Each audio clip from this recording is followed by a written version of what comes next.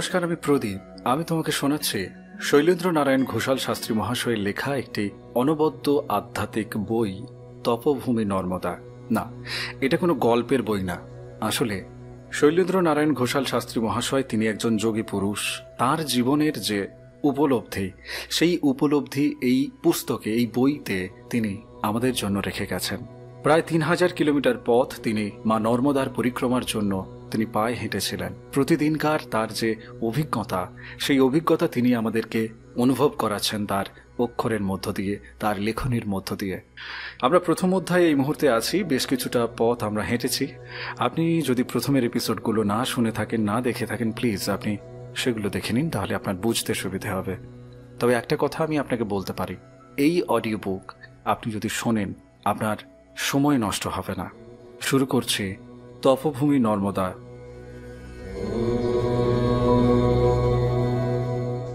অমরকণ্টকে আমাদের লেখক, যোগী পুরুষ শৈলেন্দ্র নারায়ণ শাস্ত্রী মহাশয় তাঁর দ্বিতীয় দিন, সেই দ্বিতীয় দিনের অভিজ্ঞতার কথা তিনি লিখছেন।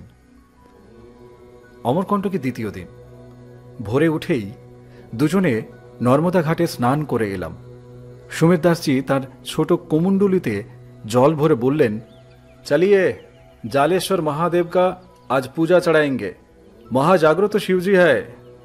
ধর্মশালা থেকে বেরিয়েই কিছুটা এবড়ো খেবড়ো রাস্তা অতিক্রম করেই একটা চওড়া পাকা রাস্তায় গিয়ে পড়লাম।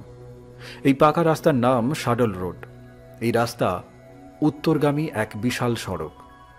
রেওয়া আর অমরকণ্টকের মধ্যে এই সড়ক সংযোগ রক্ষা করছে। প্রান্তরের মাঝে মাঝে বিশাল বনস্পতি, ছায়ায় ঘেরা গ্রাম্য বসতি, অধিকাংশই কুটির। মাঝে মাঝে দু একটা পাথরের একতলা বাড়িও আছে। পথে কয়েকটা বড় বড় খাটাল চোখে পড়ল। খাটাল ভর্তি বিশাল দেহি কালো মহিষ, মাঠেও পাকানো শিং জোড়া নিয়ে চড়ে বেড়াচ্ছে। কয়েকটা রাখাল বালক আছে তাদের পিছনে। রোদের তাপ বাড়ছে। প্রায় মাইল 5 উত্তর দিকে শাডল রোড ধরে আমরা হেঁটে ফেললাম। এতটা রাস্তার বাঁ দিকে দেখে এলাম ধুধু করছে মাঠ, ডান দিকে গভীর বন। সেই বন খাদের অন্ধকারে কোথায় যেন নেমে গেছে। ঘন জঙ্গলের ওপারে আবার পাহাড়, পাহাড়ের পর পাহাড়।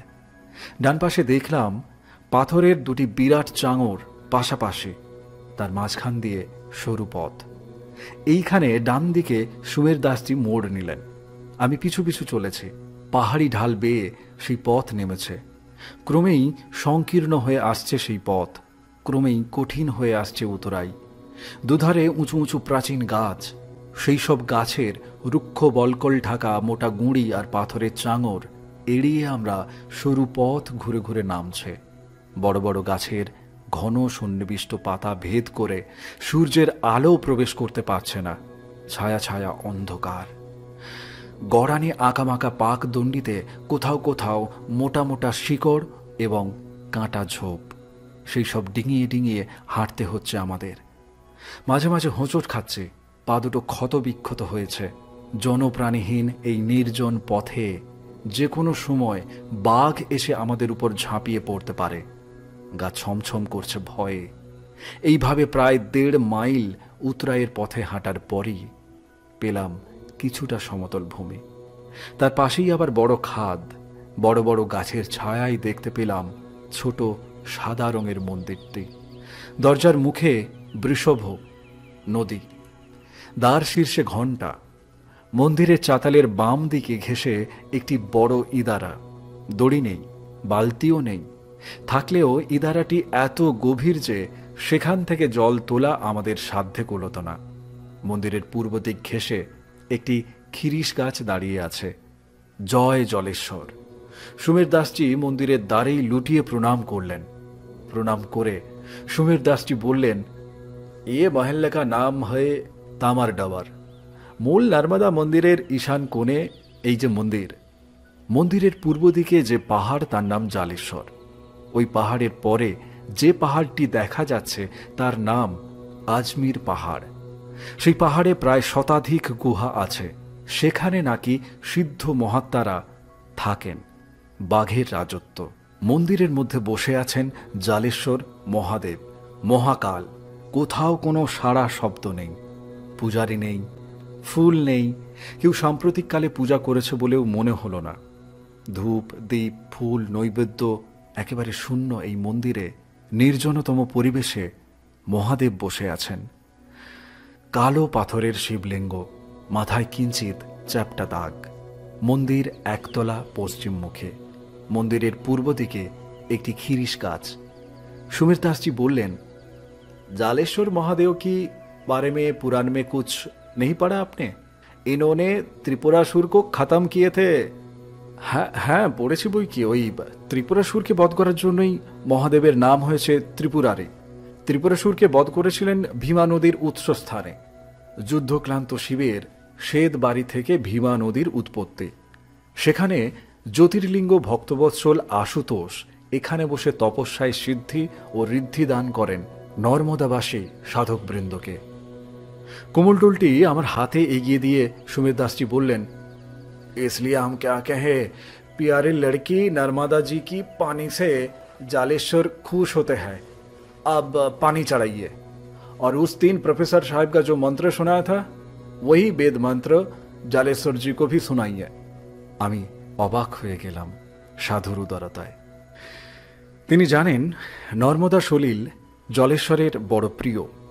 সেই নর্মদার জল এই দুর্গম পথে তিনিই কষ্ট করে বয়ে এনেছেন, আর এখন আমাকে বলছেন সেই জল মহাদেবের মাথায় ঢালতে। জালেশ্বরজির মাথায় কিছুটা জল ঢেলে কোমলডুল তার হাতে দিলাম। তিনি বাকি জল শিবের মাথায় ঢেলে গালবাদ্য করলেন, বম বম বম বম বম বম বম বম বম বম বম বম বম বম। রুদ্রসূক্ত আমি উদাত্ত কণ্ঠে পাঠ করলাম। মন্ত্রধ্বনি গম গম করতে লাগলো শিবের মন্দিরের মধ্যে। রোমাঞ্চিত হলাম, আমার গায়ে কাঁটা দিয়ে উঠল। এই বেদমন্ত্রই বাবার কাছে শিখেছি। হে শিব সুন্দর, বেদমন্ত্র ধ্বনি আমার পূজা, তুমি তুষ্ট হও। জলেশ্বর মহাদেবকে দর্শন করে নর্মদা মন্দিরের দিকে আস্তে আস্তে সুমিত দাসজি জানতে চাইলেন, कौन किताब में आप त्रिपुरासुर और त्रिपुरा जी का बारे में पढ़ा है? थोड़ा किस्सा सुनाइए, चलने का तकलीफ भी इसमें मालूम नहीं होगा। আমি বললাম, মহাভারতের কর্ণপর্ব এবং হরিবংশে ত্রিপুরাসুরের গল্প আছে। একবার দেবতাদের সঙ্গে যুদ্ধে দৈত্যগণ পর্যুদস্ত হন। অপমানের জ্বালায় দৈত্যরাজ তারকাসুরের 3 পুত্র তারকাক্ষ, কমলাক্ষ ও বিদ্যুন্মাল্লী কঠোর তপস্যা দ্বারা ব্রহ্মাকে সন্তুষ্ট করেন। এই বর প্রার্থনা করে যে তারা 3 জন যেন এমন পৃথকপুর অর্থাৎ নগরে বাস করতে পারে যেখানে সকল রকমের অভীষ্ট বস্তু থাকবে, যা দেব দৈত্য যক্ষ বা রাক্ষসরা ধ্বংস করতে পারবে না, এমনকি ব্রহ্মশাপেও তা বিনষ্ট হবে না। সহস্র বৎসর পরে তারা মিলিত হয়ে যখন এক দেহ এক প্রাণ হবে, তাদের এই 3টি পুরীও যখন একত্র হয়ে যাবে, তখন যে দেবশ্রেষ্ঠ এই সম্মিলিত ত্রিপুরকে এক বাণে ভেদ করতে পারবেন, তার হাতেই তাদের সম্মিলিত সংযুক্ত দেহ ত্রিপুরাসুরের মৃত্যু হবে। ব্রহ্মা তাদের এই প্রার্থিত বর দান করেন। তারকাসুরের এই পুত্ররা ময়দানবকে দিয়ে 3টি পুর বা নগরী নির্মাণ করেন। তারকাক্ষের জন্য স্বর্গে স্বর্ণময়পুর, কমলাক্ষের জন্য অন্তরিক্ষে রূপময়পুর এবং বিদ্যুন্মালীর জন্য পৃথিবীতে কৃষ্ণলৌহপুর। তারকাক্ষের পুত্র হরি কঠোর তপস্যা করে এবং ব্রহ্মার কাছে বর পেয়ে পূর্বোক্ত 3 পুরে একটি মৃত সঞ্জীবনী সরোবর নির্মাণ করেন। সরোবরের এই গুণ ছিল যে এতে মৃত দৈত্যদের নিক্ষেপ করলে তারা পুনর্জীবিত হয়ে উঠত। এই পুনর্জীবিত দৈত্যরা সকলকে উৎপীড়ন করতে শুরু করল। দেবতারা ব্রহ্মার শরণাপন্ন হয়ে প্রতিকার প্রার্থনা করলেন। ব্রহ্মা তাদেরকে শিবের কাছে যেতে বললেন। দেবতাদের স্তবে তুষ্ট হয়ে শিব এই দৈত্যদেরকে বধ করতে সম্মত হন এবং নিজে দেবতাদের অর্ধেক তেজ গ্রহণ করেন। এর ফলে তার শক্তি সকলের চেয়ে বেশি হয় এবং তিনি মহাদেব নামে বন্দিত হন। মহাদেব দেবতাদেরকে রথ ও ধনুক প্রস্তুত করতে বললেন। পৃথিবী, দেবী শক্তি, মন্দার পর্বত, দিগ্বিদিক, নক্ষত্রমণ্ডল, বাসুকি, হিমালয়, বিন্ধ্য পর্বত, সপ্তর্ষিমণ্ডল, সিন্ধু, গঙ্গা, সরস্বতী, দিন রাত্রি, শুক্ল ও কৃষ্ণপক্ষ প্রভৃতির অংশ এবং ইন্দ্র, বরুণ, কুবের ও যম এই দেবতারা অশ্ব হন। রথের ধ্বজদণ্ড হয় সুমেরু পর্বত এবং বিদ্যুন্ময় মেঘ হয় পতাকা। মহাদেব সংবৎসরকে ধনু ও কালরাত্রিকে জয় করেন। বিষ্ণু, অগ্নি ও চন্দ্র মহাদেবের বাণ হন। ব্রহ্মাকে সারথি করে মহাদেব ত্রিপুরের অভিমুখী অগ্রসর হলেন। বানরস্থিত বিষ্ণু, অগ্নি, চন্দ্র, ব্রহ্মা এবং স্বয়ং মহাদেবের ভারে রথ ভূমিতে প্রবিষ্ট হয়। তখন বান থেকে নির্গত হয়ে নারায়ণ বৃষরূপ ধারণ করে রথকে মাটি থেকে উত্তোলন করলেন। মহাদেব তখন অশ্বপৃষ্ঠে এক পা এবং বৃষরূপী নারায়ণের পৃষ্ঠে আরেক পা স্থাপন করেন। সেই দৈত্যপুরী নিরীক্ষণ করতে থাকেন। তিনি ধনুকে পাশুপত অস্ত্র যোজনা করে ত্রিপুরের একত্র হবার জন্য প্রতীক্ষা করতে থাকেন। এইখানে এখন যেখানে জালেশ্বর মহাদেবকে দর্শন করে এলাম, আসলে এখানে যথাকালে যথা লগ্নে এই তিন পুর একত্রে মিলিত হল এবং তিন পুরের তিন দৈত্য সংযুক্ত হয়ে ত্রিপুরাসুরের উদ্ভব হল ভীমা নদীর উৎসস্থলে। এখন যেখানে জ্যোতির্লিঙ্গ ভীমশঙ্কর বিরাজিত, মহাদেব অস্ত্র নিক্ষেপ করলেন ত্রিপুরাসুরের প্রতি। ত্রিপুরাসুর সহ ওই বিচিত্র দৈত্যপুরী দগ্ধীভূত হলে পশ্চিম সাগরে গিয়ে পড়ল তার ধ্বংসাবশেষ।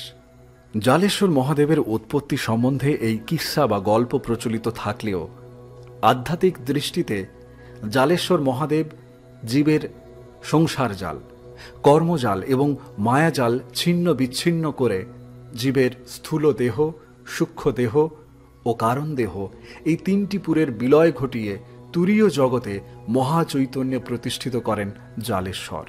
তাঁরই প্রসাদে জীবের স্বরূপস্থিতি ঘটে। আমরা প্রায় সকলেই চাই সংসারী লোকমাত্রেরই অন্তরের কামনা এত আশা নিয়ে যে সুখ ও সাধের পৃথিবী গড়ে তুলেছে তার যেন উত্তরোত্তর শ্রীবৃদ্ধি হয়। এই জন্যই তো তীর্থে তীর্থে এত ব্রত ও জপের অনুষ্ঠান, এই জন্যই তো এত ধর্মকর্ম, এত দেবতার পূজার ঘটা। নির্বাণ কে চায়? অথচ জালেশ্বর মহাদেব শুধু নির্বাণ, মুক্তিই দান করেন।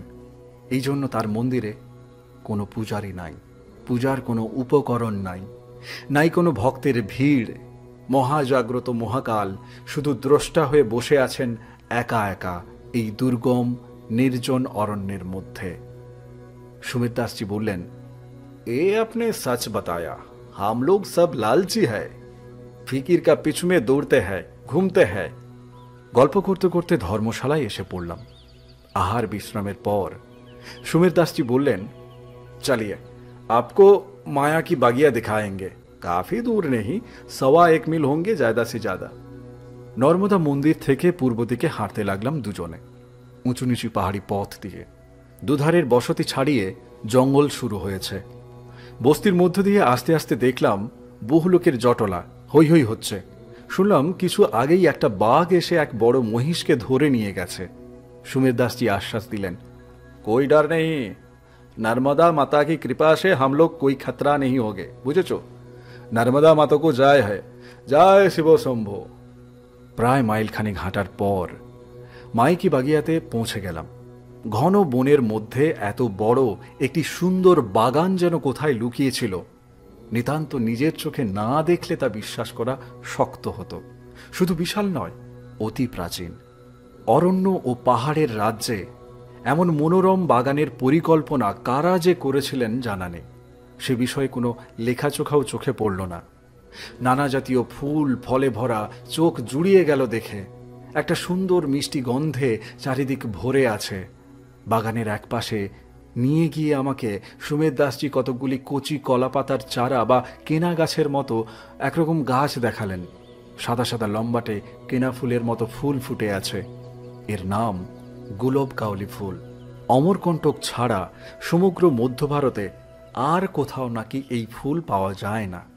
শুনলাম এই ফুল নাকি চোখের পক্ষে খুব উপকারী। যে কোনো চক্ষুরোগের মহৌষধ এখানে গুলবোকাওলির সুরমাও নাকি কিনতে পাওয়া যায়। সারা ভারতবর্ষ আমি 4 বার পরিক্রমা করেছি। হিমালয়ের নন্দনকাননের যে অতুলনীয় মনোলোভা ফুলের রাজ্য আমি তাও দেখেছি, কিন্তু বহুদূর পর্যন্ত এমন সুগন্ধি ছড়ায় এমন কোনো ফুল আর কোথাও আমার চোখে পড়েনি। মাইকি বাগিয়া দেখে ফিরে আসার পথে সুমের দাসজি আমাকে জানালেন যে পরের দিন তিনি কোথাও যাবেন না, মন্দিরের মধ্যে সারাদিন জপ ও পুরস্চরণ করেই তিনি কাটাবেন।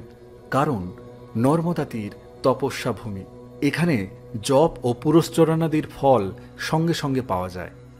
আমরা পথে একটা হরিণকে দ্রুত দৌড়ে যেতে দেখলাম। একদল ময়ূর পেখম তুলে নাচছে, আকাশে মেঘের সঞ্চার। ধর্মশালার ছাদে উঠে পর্বত ও অরণ্যের শোভা দেখতে লাগলাম। অন্ধকার ঢেকে ফেলেছে, চারিদিকে একটা থমথম নিস্তব্ধ ভাব। নিচে সুমির দাসজি রুটি তৈরি করতে করতেই হাঁক ছাড়ছেন। এ কদিনই দেখছি এই প্রৌঢ় সন্ন্যাসীর আমার প্রতি মায়া পড়ে গেছে, 1 মিনিটও চোখের আড়াল করছেন না। অথচ কয়েকদিন আগেও তার সঙ্গে আমার কোনো পরিচয় ছিল না। বাবা আমাকে একা পাঠিয়েছেন তীর্থ করতে। পথে বেরোলেই দেখছি পথিক বন্ধু পায়। পথিক সহজেই দূরকে নিকট এবং পরকে আপন করে নিতে পারে। সেই জন্যই আমাদের উপনিষদের ঋষিদের এই সত্য ঘোষণা, চরৈবেতি চরৈবেতি, অর্থাৎ পথিক তুমি এগিয়ে চলো, যে চলে সেই মধু পায়, তার গতি কোনোদিন স্তব্ধ হয় না। চলতে চলতেই সত্যের সন্ধান পায়, জ্যোতির স্পর্শ পায়।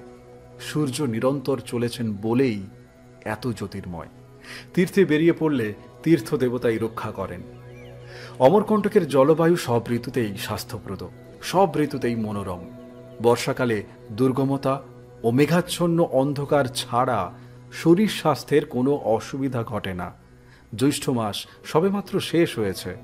সমগ্র বিহার ও উত্তর ভারত এখন প্রচণ্ড গরমে জ্বলছে, লু বইছে। কিন্তু অমরকণ্টকে গ্রীষ্মকালও মনোরম। ভোরে উঠে স্নান করেই সুমির দাসজি চলে গেলেন মন্দিরে তার সংকল্পিত জপ পুরস্চরণ করতে। যাবার আগে পই পই করে দূরে কোথাও যেতে বারণ করে গেলেন। তিনি বেরিয়ে যেতেই নর্মদা ঘাটে স্নান ও বেদপাঠ সেরে বেরিয়ে পড়লাম পথে। নর্মদা কুণ্ড থেকে বেরিয়ে নর্মদা যেখানে নদীর আকার নিয়েছে তার ধার দিয়ে যে পথ দিয়ে পরিক্রমাকারীরা পরিক্রমা করেন, পায়ে চলার দাগ লক্ষ্য করে আমি হাঁটতে লাগলাম। মাইলখানেক হাঁটার পরেই দেখলাম জঙ্গল ক্রমশ গভীর হচ্ছে। নর্মদার দক্ষিণ দিকে সাতপুরা পর্বতের দিকে তাকিয়ে কিছুটা আনমনা হয়ে পড়েছি। সহসা একটা শোঁ শব্দ শুনতে পেলাম। গোটা অরণ্য যেন আলোড়িত হচ্ছে। হরিণ, শেয়াল, চিতাবাঘ আরও সব বন্য জন্তু প্রাণপণে যেদিকে পারছে পালাচ্ছে।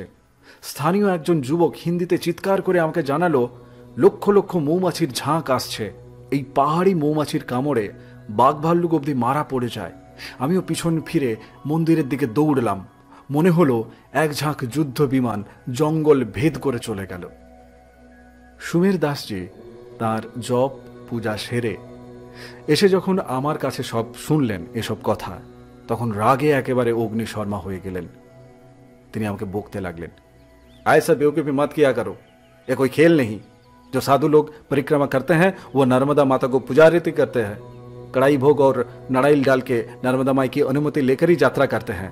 ये सिद्ध तपस्थली है, कलकत्ता का कोई लेक नहीं या देहरादून का मुसौरिया की कोई रास्ता भी नहीं है। नर्मदा जी कंकर, समूचा शंकर, महातीर्थ और शिवमय है। इधर देवलीला निरंतर चलता रहता है। সুমের দাসজি জানালেন যে তিনি 3-4 দিন আমার সঙ্গে বেরোতে পারবেন না। তার জপ আছে, পূজা আছে, পুরস্চনাদি আছে, তিনি সেসব নিয়েই ব্যস্ত থাকবেন। তাই বলে একা কিন্তু আমাকে ছাড়লেন না। এখানকারই বাসিন্দা হরেকিষাণ বলে তার এক শিষ্যকে আমার সঙ্গে সোনমুড়া, ভৃগুকুমান্ডল, ধুনিপানি, কপিলধারা প্রভৃতি স্থান ঘুরে আসার নির্দেশ দিলেন। হরকিষণকে আমার সমবয়স্ক বলেই মনে হলো। অমরকণ্টকে আমার 3 রাত্রি তীর্থবাস হয়ে গেল। চতুর্থ দিনে খাওয়া দাওয়া করে দুপুরবেলায় বেরিয়ে পড়লাম সোনমুড়ার উদ্দেশ্যে। কিছুটা এসেই হরকিষণজি মোড়ের মাথায় একটা দোকানে ঢুকলো। কি খেলে হরিকিষণজি? पतार पतार रोटी इधर बहुत बढ़िया बनाते हैं और शशा का तड़का। अब चलिए, ज़्यादा से ज़्यादा 1 मील होगा, सनेमारा पहुंच जाएगा।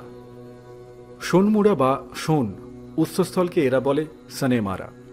মন্দির থেকে সোজাসুজি অগ্নিকোণের কিছুটা তৃণভূমি অতিক্রম করার পরেই দেখলাম পথ আঁকাবাঁকা হয়েছে, সঙ্গে ঘন বন, বিশাল উঁচু উঁচু গাছ, মাঝখান দিয়ে সর্পিল পথ। সেই পথ বেয়ে পৌঁছেছে অমরকণ্টক পর্বতচূড়ার পূর্ব কিনারায়। 8 মাইল থাকতে থাকতেই পথ সংকীর্ণ হয়ে পার্বত্য পাকদণ্ডিতে পরিণত হয়েছে। পাশ দিয়ে চলেছে এক শীর্ণ জলধারা, কখনো বা বনের মধ্যে পাথরের ফাটলে অদৃশ্য হয়েছে। এই সলিল রেখাই সোন নদের উৎস। এই এপিসোড আপাতত এটুকুই। এই জঙ্গলের ভেতর কিভাবে তার জার্নি হচ্ছে এবং এখানে তিনি বিপদের মুখ থেকে কিভাবে ফিরে আসছেন, তার জীবনের সেই অভিজ্ঞতার কথা, সেই দিব্যতা লাভের কথা আমরা শুনছি। আপনি সঙ্গে থাকুন, পরবর্তী এপিসোডে আবার আপনাকে শোনাব।